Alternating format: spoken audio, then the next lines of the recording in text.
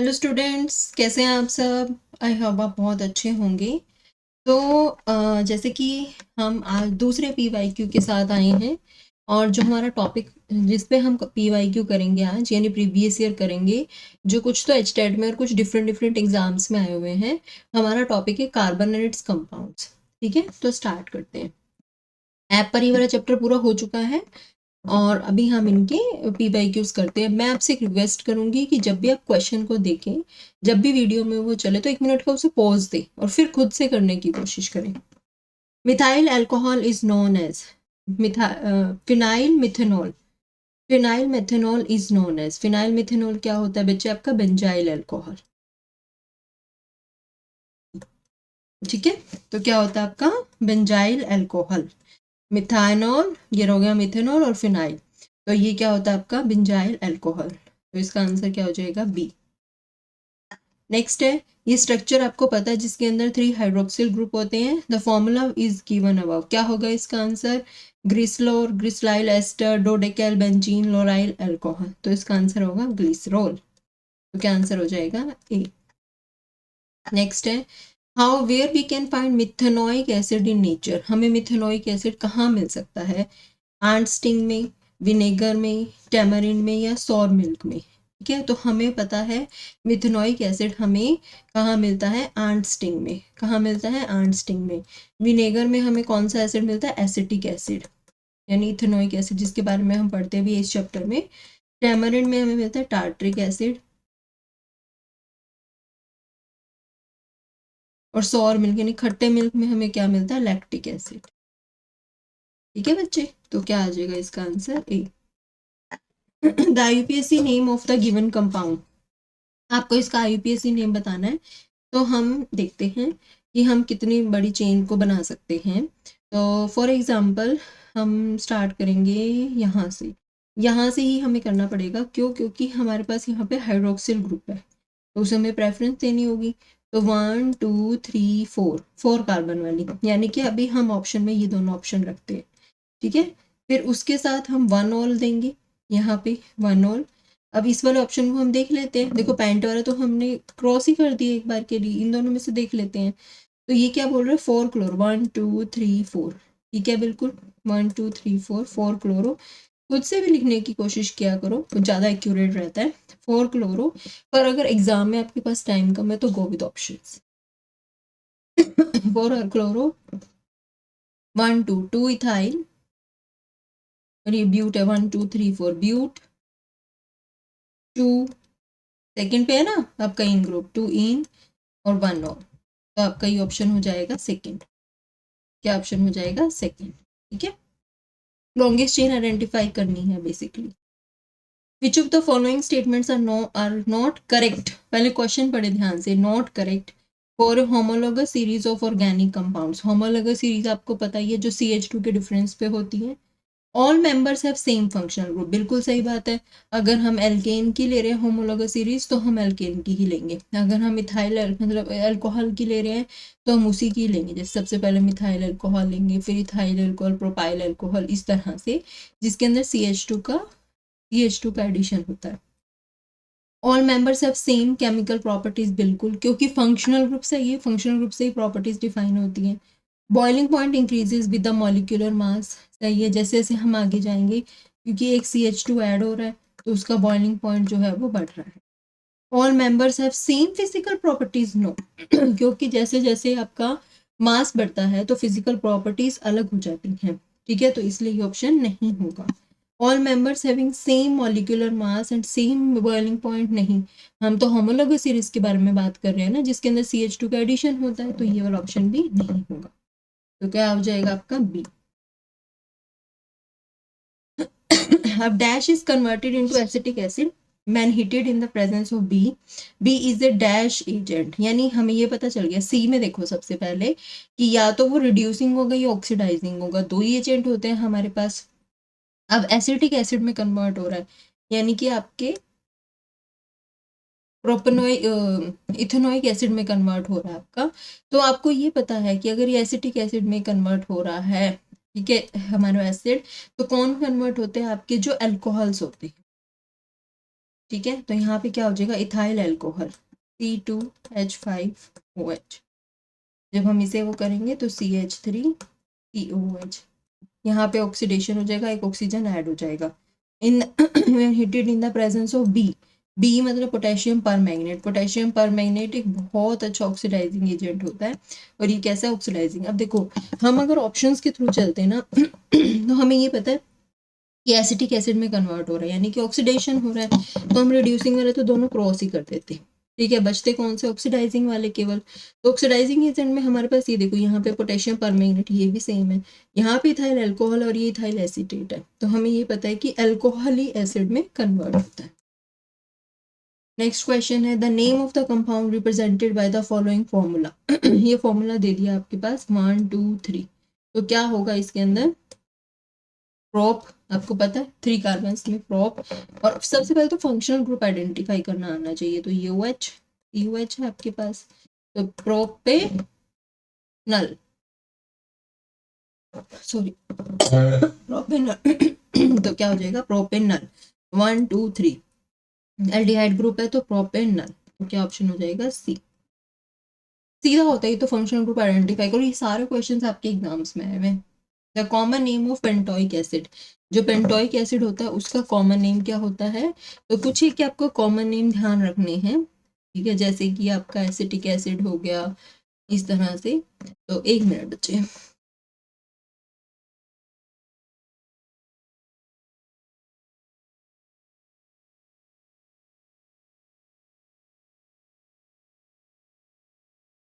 ठीक है। The common name of pentanoic acid, तो पेंटोइक एसिड का कॉमन नेम क्या हो जाएगा, वैलेरिक एसिड, क्या हो जाएगा, वैलेरिक एसिड। ठीक है, नेक्स्ट है, what is the IUPAC name of the element with atomic number this. तो हमें पता है कि 1 के लिए हम यूज करते हैं अन, ठीक है, दोबारा 1 है तो दोबारा अन, ठीक है, फिर ये दोबारा 1 है तो अन, तो 3 बार यूएन यूएन होगा, तो ये नील तो आ नहीं सकता, कोई यहाँ पे 0 नहीं है, तो यहाँ पे यून यून यून, और फिर उसके बाद अन, यहाँ पे भी नीला, ये भी गलत है, तो यूनोनियम, यहाँ पे ना इलियम आना चाहिए, थोड़ा सा यहाँ पे मिस्टेक है, तो ये होगा। बाय भी नहीं आ सकता, तो सी ऑप्शन हो जाएगा। ठीक है, इसमें सबसे बेस्ट ये है, नील नहीं लेंगे आप। ठीक है अब है, क्योंकि जो हमारा नील होता है ना, वो उसके लिए यूज होता है। एक मिनट,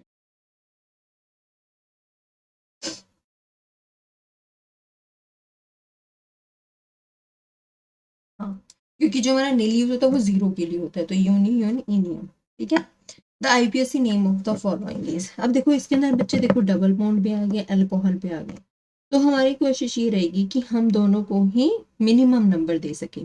तो अब ये देखो, कहीं भी आपको ये दिखेगा कि इस चेन के अंदर इन्होंने 5 कार्बन तो काउंट ही नहीं किए हैं। ठीक है, हमारे पास तो 5 दिख रहे हैं, तो हमें 4 में ही, देखो ऑप्शंस के थ्रू भी जाना होता है, तो हमें 4 में ही बनाना पड़ेगा। तो 4 के अंदर अगर हम यहाँ से स्टार्ट करते हैं 1 2 3 4, तो हमारे पास मतलब जो ब्यूट वाला है वो भी कंप्लीट हो जाएगा। ठीक है, और साथ में नॉवेस्ट नंबरिंग भी चली जाएगी। तो 1 पे क्या है, अब यहाँ पे अगर हम बात करें तो तो हम इधर चलें, तो 2 पे है आपका ब्रोमो, ठीक है, 2 पे है ब्रोमो, 3 पे है मिथाइल, ये तो सही मजा आ रहा है, और फिर उसके बाद ब्यूटेनो।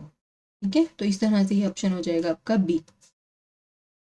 नेक्स्ट है, the shortest carbon carbon bond distance is found in, देखो हमारे पास कार्बन कार्बन होता है, कार्बन डबल बॉन्ड होता है, कार्बन ट्रिपल बॉन्ड होता है। ठीक है, यहाँ पे इसकी हाइब्रिडाइजेशन sp3, आई होप आपको हाइब्रिडाइजेशन क्लियर होगी। इसके अंदर आपकी sp2 और इसके अंदर sp। ठीक है, तो क्योंकि ये 4 के साथ अटैच है, तो जो sp है उसके अंदर तो 50-50% करेक्टर है, तो इसके अंदर जो बॉन्ड होगा वो सबसे छोटा होगा, तो इसका आंसर क्या आ जाएगा, सी ethyne. Which of the following statement is wrong? Carbon with sp hybrid orbital is more electronegative than sp2 hybrid orbital. ये मैंने अभी बताया आपके पास, क्यों, क्योंकि जिसके पास ज्यादा sp, जैसा ज्यादा s करेक्टर होता है वो ज्यादा इलेक्ट्रोनेगेटिव होता है। The size of sp3 hybrid orbitals of carbon is smaller than that of the sp hybrid orbitals. ये बोल रहा है कि जो आपके sp3 के हाइब्रिड ऑर्बिटल्स होते हैं उनका साइज जो होता है वो छोटा होता है एज कम्पेयर टू sp। ठीक है, नहीं sp नहीं, sp3 के अंदर तो साइज बड़ा होगा, ठीक है, क्यों, क्योंकि यहाँ पे 25%, यहाँ पे देखो 4 में डिवाइड करेंगे तो 25% ही वो है आपके पास आयनिक, मतलब एस करेक्टर या इलेक्ट्रोनेगेटिविटी, इसमें तो 50-50% है, तो यहाँ पे साइज जो होगा वो ज़्यादा छोटा होगा, तो मुझे ये बात गलत लग रही है। बाकी और देख लेते हैं। Among Us methane, ethane, CH4 methane हो गया आपका, C2H4, C2H2, CH, the bond length is maximum in methane, बिल्कुल सही बात है, क्यों, क्योंकि इसके अंदर जो जो एस करेक्टर है वो कम है, दूर दूर होंगे वो। The resonating structure do not differ in the number of unpaired, हाँ रेजोनेटिंग स्ट्रक्चर्स में नंबर ऑफ अनपेयर्ड्स का वो नहीं होता, बस डबल बॉन्ड शिफ्ट होता है, यानी ये है कि बी मतलब उससे डिफरेंस नहीं होते हैं, तो गलत कौन सी स्टेटमेंट है, बी, क्योंकि देखो जो sp3 हाइब्रिड ऑर्बिटल्स होते हैं वो बड़े होते हैं, उनके ऊपर एस करेक्टर कम होता है, और वो मतलब छोटे भी नहीं होते, बड़े होते हैं वो, ठीक है, कि जैसे जैसे हमारा एस करेक्टर बढ़ता रहेगा तो हमारे हाइब्रिड ऑर्बिटल्स का जो साइज है वो भी घटता रहेगा। In which of the following ions all bonds are not equal, देखो किसमें इक्वल नहीं है, तो आप देखिए BF4 का स्ट्रक्चर, इसने क्या किया, इसके पास 3 तो है, बी के पास 3 है तो एक और ले लिए, ठीक है, तो BF4 1 2 3 4, एक इसके पास ये रह गया केवल, तो 4sp3, तो इस तरह से हम कर लेंगे। SiF4, ठीक है, तो SiF4 कार्बन वाली फैमिली है, तो सिमिलरली ये हो जाएगा। अब इस स्ट्रक्चर की ओर देखो, SF4 यानी सल्फर 1 2 3 4 5 6, 4 इसके साथ फ्लोरीन जुड़े हैं, ठीक है, और आपके पास 4 फ्लोरीन तो जुड़े हैं इनके पास, ये इसको जो अपने वो है ना BF3, ये ट्रायंगुलर में लेके, एक मिनट,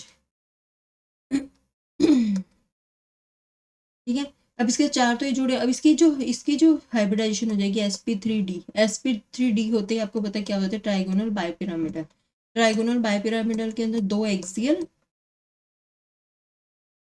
और 3 इक्विटोरियल, ठीक है, 2 एक्सियल और 3 इक्विटोरियल, तो आपको पता है जो एक्सियल वाले होते हैं वो लंबे होते हैं, तो इसके अंदर क्या होगा, SF4 के अंदर आपकी जो बॉन्ड लेंथ होंगे वो इक्वल नहीं होंगे। HCF4 1 2 3 4 7 8 4 6 हो जाएगा, ऑक्टाहेड्रल होगा, तो इसमें सब सेम होते हैं 90 डिग्री पे, पर इसमें SF4 के अंदर जो PCl5 की तरह स्ट्रक्चर हो जाएगा, तो इसके अंदर एक्सियल वाले होते हैं वो 90 डिग्री पे होते हैं, इक्विटोरियल वाले होते हैं वो 120 डिग्री पे होते हैं। The number of sp2 hybrid orbitals, अभी स्ट्रक्चर बनाओ, नॉन है यानी 9 कार्बन 1 2 3 4 5 6 7 8 9, 1 2 3 4 5 6 7 8 9, अब इसके अंदर 1 2 4 5 पे तो टेट्राइन हो गया, और 7 1 2 3 4 5 6 7 8 9, और 7 पे होगा आइन, ठीक है, तो आपको बताना है कि नंबर ऑफ sp2 और sp3। अब कार्बन पूरे कर लो, 1 2 3 4 1 2 3 4 1 2 3, मैं 1 2 3 4 हटा देती हूँ एक बार, तो कंफ्यूजन ही होगा, क्योंकि मैं हाइड्रोजन भी पूरा कर रही हूँ ना। 2 3 4 इसके पूरे हैं, इसके एक होगा, इसका भी एक होगा, इसके पूरे हैं, इसका एक होगा, ये पूरे हैं, ये पूरे हैं, इसके ऐसे, ठीक है, तो अब हमें ये देखना है 1 2 3, ये हो जाएगा sp2, ठीक है, ये होगा sp, ये sp2 1 2 3 4, ये आपको आना चाहिए बच्चे, ठीक है, sp2, अगर लगेगा आपके कमेंट्स आए कि मैम सिखा दो हाइब्रिडाइजेशन, तो मैं आपको एक अलग से डिफरेंट क्लास में सिखा दूंगी, यूट्यूब पे डाल दूंगी वो sp, अगर आप लोगों के कमेंट्स आए तो, ठीक है, sp2 sp sp sp3, अब गिनो, sp2 1 2 3 4, 4 हो गए आपके sp2, ठीक है, अच्छा, और sp1 ये दोनों में देख लेते हैं, तीनों में ऐसे ही है, ठीक है, 1 2 3 और 4, 1 2 3 और 4, 4 हो गए आपके sp, तो ये ऑप्शन सही हो जाएगा सी, ठीक है। How many hydrogen are present in the formula of hexane, को पता है एल्केन्स का फॉर्मूला होता है CnH2n+2, तो हो जाएगा C6H14, 48, which of the following is correct, carbon is tetravalent because it has 4 valence electrons, बिल्कुल सही बात है, 4 वैलेंस इलेक्ट्रॉन्स होते हैं और 4 ही शो कर सकता है। Covalently bonded molecules are seen to have weak bonds within the molecule but intermolecular forces are wrong। देखो कोवेलेंट में क्या होता है, चाहे इनका खुद का मतलब इंट्रामोलिक्यूलर जो बॉन्ड होगा वो स्ट्रॉन्ग हो सकता है, पर जो इंटरमोलिक्यूलर फोर्स होगा वो बिल्कुल भी स्ट्रॉन्ग नहीं होगा। वो किसके केस में स्ट्रॉन्ग होता है, आयनिक बॉन्ड के केस में स्ट्रॉन्ग होता है। ठीक है, तो करेक्ट कोड कौन सा है,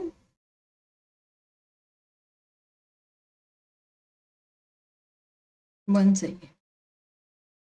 ठीक है, covalent bond are seen to have weak bonds within the molecule, उनके बीच में स्ट्रॉन्ग बॉन्ड होते हैं, पर इंटरमोलिक्यूलर फोर्सेस नहीं, इंटरमोलिक्यूलर आयनिक में स्ट्रॉन्ग होते हैं। इसको इसको क्या मतलब है कार्बन से, तो उसमें ज्यादा स्ट्रॉन्ग नहीं होते। Compounds of carbon which are linked by only single bonds, single bonds होते हैं तो क्या होता है, सैचुरेटेड। मैंने आपको बताया होगा ये अच्छे से, हमने जब ऐप पे क्लास ली थी। सैचुरेटेड में सिंगल बॉन्ड और अनसैचुरेटेड में डबल और ट्रिपल बॉन्ड।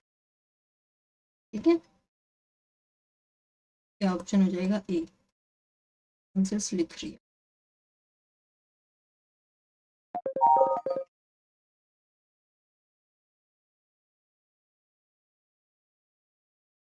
चलिए,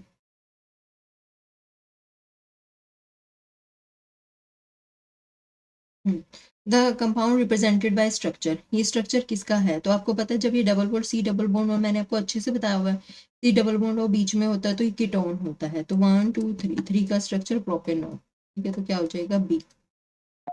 एक मिनट बच्चे,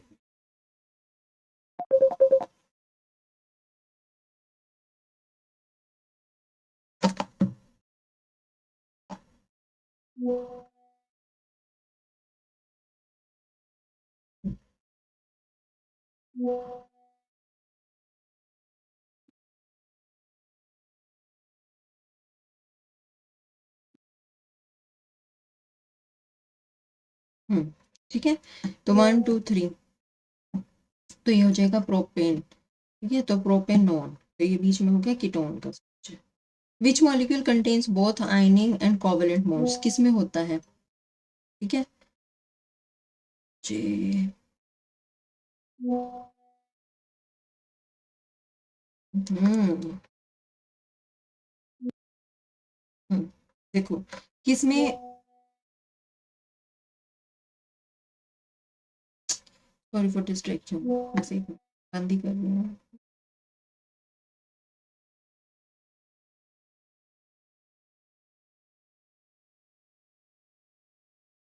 ठीक है, which molecules contains both ionic and covalent bond, किस में आयनिक और कोवेलेंट बॉन्ड्स दोनों होते हैं, तो ये है NH4Cl। ओके, यहाँ पे ये प्लस में होता है, ये Cl माइनस में होता है, और यहाँ पे हाइड्रोजन कोऑर्डिनेट बॉन्ड होता है। तो ये कोवेलेंट और आयनिक, इसके अंदर दोनों बॉन्ड होते हैं। ठीक है, इसके अंदर सिर्फ कोवेलेंट, इसके अंदर भी कोवेलेंट। ठीक है, NH4Cl ऐसे होता है, NH4 प्लस और Cl माइनस, तो आपस में इनके बीच में आयनिक बॉन्ड होता है और इसके बीच में covalent. Which of the following allotropic form of carbon is amorphous with silicon, silicon के साथ कौन होता है आपका डायमंड। ठीक है, जैसे सिलिकॉन अपना स्ट्रक्चर बनाता है ऐसा ही, इस तरह से वो Cl के साथ बॉन्डेड होता है, उसी तरह से आपका कार्बन भी सिंगली बॉन्डेड होता है। नेक्स्ट है the CO bond in carboxylic acid is, ये देखो C डबल बॉन्ड O और OH। ठीक है, तो ये जो बॉन्ड होता है, अब इसके अंदर हम देखेंगे तो ये कैसे बॉन्डेड है, 1 एक हाइड्रोजन के साथ हो गया, और इसके बाद 2 खुद के लोन पे, तो ये sp3।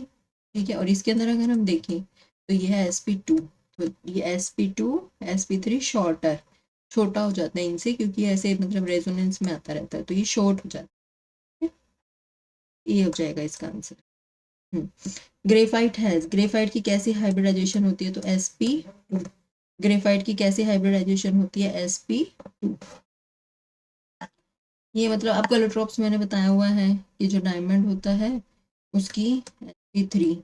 ठीक है, वो सारे 4 के साथ अटैच होता है, और ये डबल मतलब इस तरह से वो बनाता है, शीट्स बनाता है, तो ये sp2। Which of the following set can be used as a denaturation, denaturation के लिए मैंने आपको बताया हुआ, एक तो हम मिथेनॉल यूज करते हैं, एक पीरियडीन और एक कॉपर सल्फेट। ठीक है, तो हम ये सब यूज करें। ठीक है, तो मिथेनॉल, pyridine और कॉपर सल्फेट, ऑप्शन हो जाएगा सी। नेक्स्ट है, which of the following statements are incorrect for carbon compounds? Most carbon compounds are good conductor of electricity. Most carbon compounds have ionic bonds. Force of attraction between molecules of carbon atoms is not very strong. Methanol, acetic acid and acetone are carbon compounds. तो carbon compound जो होते हैं वो good conductor नहीं होते हैं, जैसे diamond नहीं होता, सिर्फ ग्रेफाइट ही जो होता है वो आपका गुड कंडक्टर होता है। तो हम ये बोलेंगे कि मोस्ट तो ये नहीं होगा। ठीक है, most carbon compounds have ionic bonds, no, हमने तो पढ़ा ही था चैप्टर में कि जो कार्बन होता है वो टेट्रा मतलब टेट्रावेलेंसी शो करता है, कैटेनेशन शो करता है, और वो कोवेलेंट बॉन्ड शो करता है। हमने कोवेलेंट बॉन्ड का इंट्रोडक्शन ही यहीं पे दिया था, तो आयनिक बॉन्ड्स नहीं दिखाता है, मोस्ट नहीं दिखाते, कुछ ही दिखा सकते, few. Force of attraction between molecules of carbon atom is not very strong, ठीक बात है, ज़्यादा स्ट्रॉन्ग नहीं होता है क्योंकि आयनिक बॉन्ड ज़्यादा स्ट्रॉन्ग होते हैं। मिथेनॉल, एसिटिक एसिड और एसीटोन ज़्यादा कार्बन कंपाउंड्स होते हैं। ठीक है, तो ये क्या ऑप्शन आ जाएगा आपका? सी एंड डी। इनकरेक्ट पूछा है तो ए एंड बी। देखो इसी में कंफ्यूजन होता है, अगर इनकरेक्ट पूछे तो आपका ए और बी, और अगर करेक्ट पूछे तो सी और डी। तो क्वेश्चन को ध्यान से पढ़िए। Soaps are performed by the reaction of dash with caustic soda. तो हम एस्टर्स की रिएक्शंस करवाते हैं, जब हमने सैपोनिफिकेशन पढ़ा था जिसमें हमने एस्टर्स फॉर्म करने के बाद हम उनकी कास्टिक सोडा से रिएक्शन करवाते हैं, तो हमारा क्या बन जाता है? सॉप बन जाता है। A student studies with a soap molecule has two ends, one of which is ionic and the other is carbon chain. Which of the following option explain the interaction of soap molecule with oil? Ionic end of the soap interacts with the oil, no, मैंने आपको बताया हुआ है इस तरह से उसके two ends होते हैं, एक टेल होता है और एक हेड होता है। ठीक है, एक हाइड्रोफिलिक एंड और एक हाइड्रोफोबिक एंड। जो कार्बन चेंज होती है वो हाइड्रोफोबिक होती है। तो जो आयनिक एंड जो होता है वो ऑयल के साथ रिएक्ट करता है, नो, वो वाटर के साथ करता है, ये गलत है। The closest and of the soap interacts either, ये ऐसा कुछ भी नहीं है कि आइदर आयनिक और नो, आयनिक जो होगा वो हाइड्रोफिलिक होगा और ये हाइड्रोफोबिक होगा। Carbon chain and of the soap interacts with the oil, सही बात है। Neither ionic NOR carbon chain interacts with oil since soap is made up from oil, तो ये भी गलत है, ऐसा कुछ नहीं है। तो उसने क्या ऑब्जर्व किया कि कार्बन जो है, कार्बन एंड जो है वो तो ऑयल के साथ इंटरेक्ट करता है, जो आपका आयनिक एंड है जो सोडियम वाला या जो चार्ज वाला आयन होता है वो हाइड्रोफिलिक के साथ interact. The correct sequence of number of carbon atoms present in CNG, देखो CNG में बेसिकली मीथेन ही होता है, तो CH4 1 कार्बन एटम। डीजल के अंदर अगर हम बात करें तो डीजल के अंदर 12 से 20 कार्बन एटम्स होते हैं, और पेट्रोल के अंदर 5 to 12 कार्बन एटम्स होते हैं। तो सबसे ज़्यादा किस में हो जाएंगे? डीजल में। ठीक है, फिर उसके बाद पेट्रोल में, और फिर इसमें आपका कंप्रेस नेचुरल गैस में। नेचुरल गैस आपको पता है सिर्फ मीथेन होती है, तो आप इसी ऑप्शन से भी कर सकते हैं। नेक्स्ट है, which one of the following is the general formula of alkenes? Alkenes का फॉर्मूला बताना है तो क्या होता है? CnH2n। एल्केन्स का होता है CnH2n + 2, alkenes CnH2n, alkynes CnH2n -2। तो what is the color of the flame well alkenes are burnt? आपको पता है कि जब सैचुरेटेड हाइड्रोकार्बन्स रिएक्ट करती है, फ्लेम देते हैं, तो ब्लू फ्लेम देते हैं। ठीक है, पर अगर वहाँ पे इनसफिशिएंट सप्लाई ऑफ ऑक्सीजन हो तो वो सूटी फ्लेम देते हैं, ब्लैक सूटी। पर जो अनसैचुरेटेड होते हैं वो येलो फ्लेम देते हैं। ठीक है, तो आपके अल्कीन्स क्या देंगे? Yellow flame. Compound X produced at oil refineries are also present in natural gas, which when mixed with steam and passed over a nickel catalyst are at this produce hydrogen as a byproduct.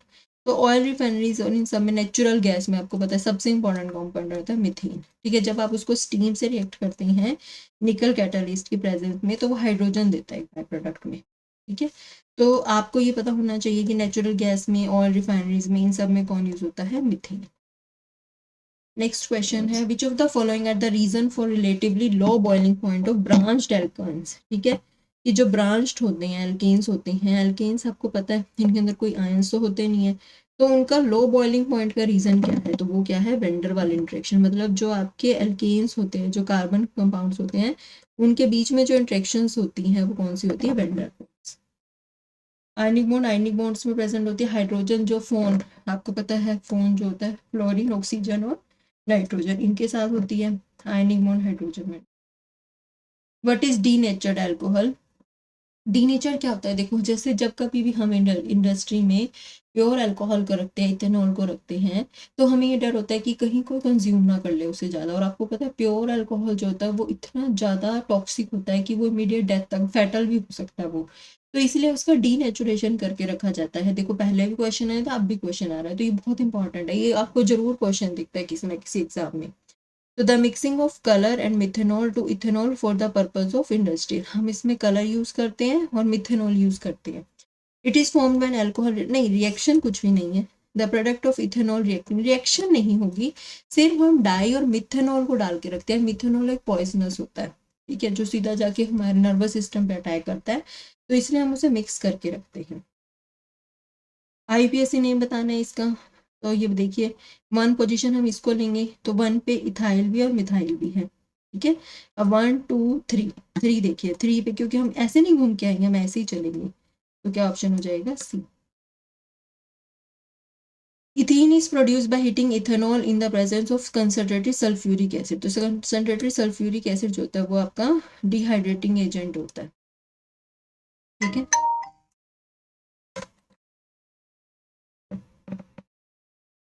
Hold on बच्चे, एक minute.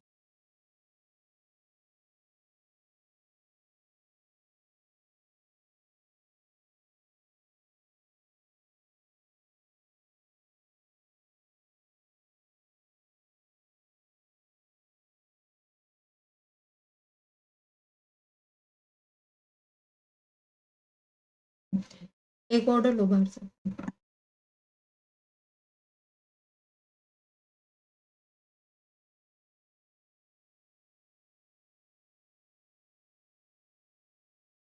चलिए तो ये dehydrating agent होता है जो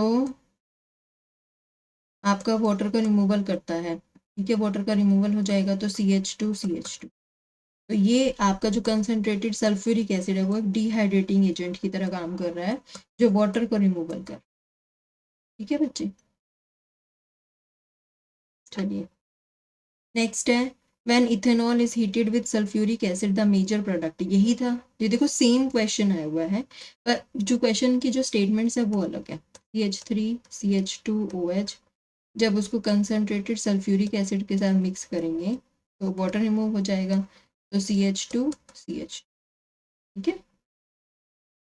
विच of the following reaction produce methane, ethene कौन बनाता है, अगर सोडियम के साथ रिएक्शन होगी तो क्या बन जाएगी, CH3CH2ONA, तो ये क्या इथीन बना, नो, इसमें इथीन बन जाएगा क्योंकि हॉट सल्फ्यूरिक कंसनट्रेटेड एसिड आपका डिहाइड्रेटिंग एजेंट की तरह काम कर रहा है, ये एस्टर्स बनाएगा, ठीक है, और ये ऑक्सीडेशन करवाएगा, आपका ये बना देगा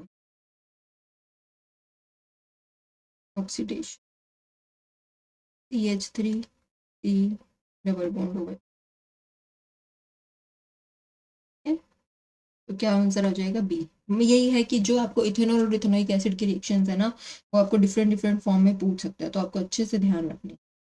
which one of the following is the journal formula of alkenes, ये क्वेश्चन रिपीट हो गया, सॉरी, तो अब इसमें एल्कीन्स कर लो, ठीक है, तो आप बताएंगे खुद इसका आंसर डी। अच्छा, what is formed when, what is the colour of the flame when alkanes are burn, तो एल्केन जब बर्न करते तो बहुत सुंदर ब्लू कलर की फ्लेम आती है, पर अगर वहां पे इनसफिशिएंट सप्लाई ऑफ ऑक्सीजन है तो कौन सी फ्लेम हो जाएगी, ब्लैक सूटी flame. The valency of carbon is, tetra valency हम पढ़ते ही आ रहे हैं, कार्बन के बारे में खास बात क्या है, एक तो वो टेट्रा वैलेंट है, ये कैटेनेशन शो करता है, ठीक है, तो 4। Oxidation of ethanol in the presence of hot alkaline KMnO को ऑक्सीडेशन करना है, और इथेनॉल का ये रिएक्शन तो हमने पढ़ी है, CH3CH2OH, इसका ऑक्सीडेशन करवाएंगे तो CH3COH, ethanoic acid. Which of the following statements about carbon is true? It always form ionic compounds. No. Always नहीं, कुछ बना सकता है, पर अधिकतर ये आयनिक बॉन्ड्स ही बनाता है। It has 4 valence electrons and forms covalent bonds, सही बात है। It can not form long, अरे ये तो कार्बन की प्रॉपर्टी है कैटेनेशन, तो ये गलत है। It has 2 valence electrons, no, carbon has 4 valence electron. The ability of carbon to form long chain, इसे हम बोलते हैं catenation.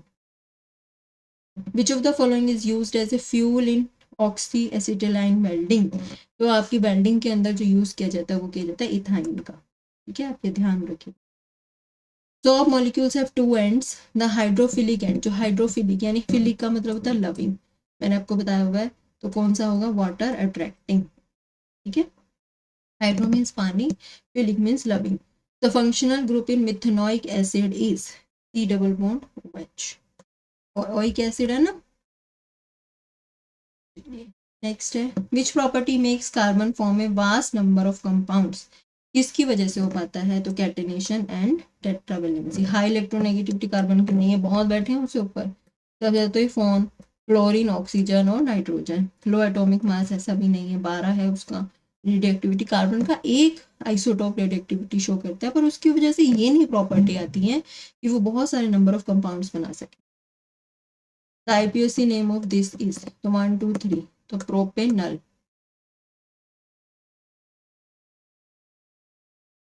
Which gas is evolved when sodium reacts with ethanol? Ethanol, ये रहा CH3, इथेनॉल बनाना है ना,